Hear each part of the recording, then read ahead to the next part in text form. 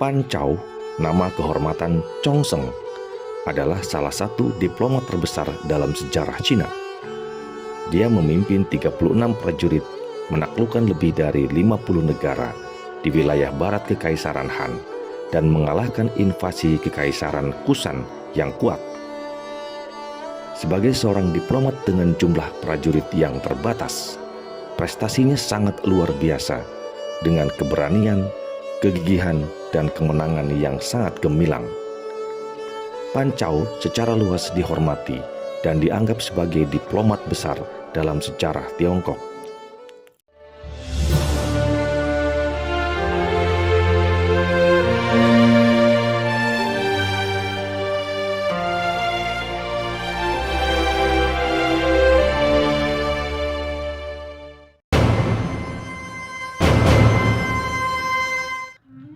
Pan Chao lahir pada tahun 32 Masehi, berasal dari keluarga Konfusianisme terhormat. Ayahnya adalah sejarawan dinasti Han yang berpengetahuan luas. Kakak laki-lakinya, Pan Ku, adalah seorang sastrawan dan penyair yang berbakat, yang membuat kaisar terkesan dengan karya-karyanya yang luar biasa. Ia dianggap sebagai sejarawan paling terhormat yang menulis kitab Han, salah satu kitab mahakarya sejarah terpenting dalam budaya Tiongkok. Kitab ini diteruskan oleh adik perempuannya, Pan Chao, yang juga seorang sastrawan dan sejarawan terkemuka yang dihormati. Ia lalu menjadi politisi dan sangat dipercaya janda permaisuri Teng Sui. Namun, Pan Ku terlibat dalam pemberontakan seorang jenderal. Ia dijebak dan kemudian meninggal di dalam penjara. Pan Chao pada awalnya juga seorang sejarawan seperti ayah dan kakak laki-lakinya. Dia membantu kakaknya menyelesaikan kitab Han. Pada suatu hari, Pan Chao membaca kisah seorang diplomat bernama Fu Zhiqi yang mengutuk seorang raja yang membantu Xiongnu, musuh kebuyutan Kekaisaran Han, yang juga membunuh beberapa pedagang dari dinasti Han.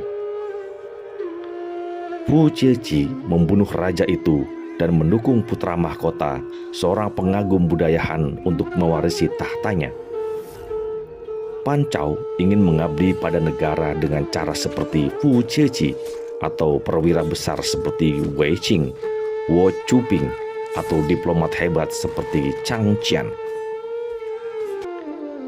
Pada usia 40 tahun, Pan Chao bergabung dengan tentara Han.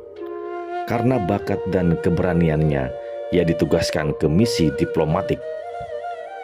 Selama pemerintahan Wang Mang, ia menguasai sebagian besar raja di barat Han.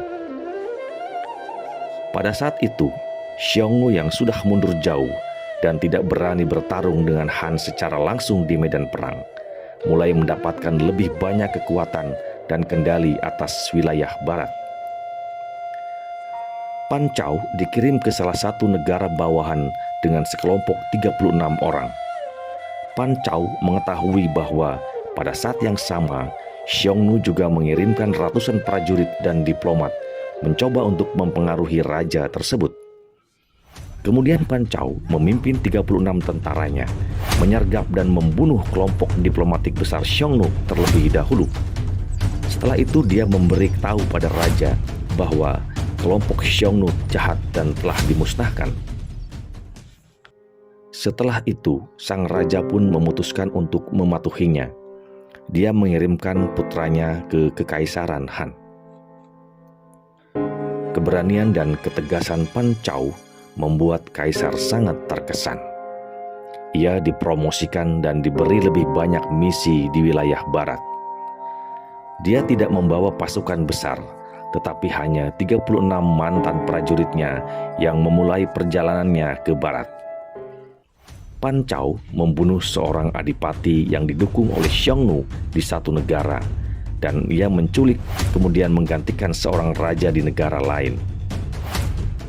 Dalam waktu 2 tahun, 3 negara tersebut patuh kepada Kaisar Han.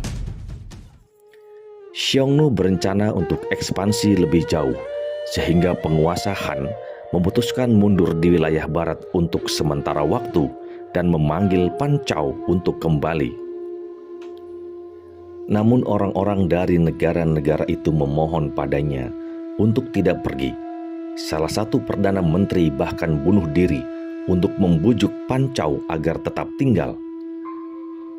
Oleh karena itu, ia memilih untuk terus berjuang di wilayah barat Kekaisaran Han daripada menikmati kehidupan yang terhormat dan kaya di ibu kota. Kaisar Han mengirimkan pasukan untuk membantu Pancau. Namun pasukan itu hanya memiliki sekitar 1.000 orang dan kebanyakan dari mereka adalah mantan penjahat.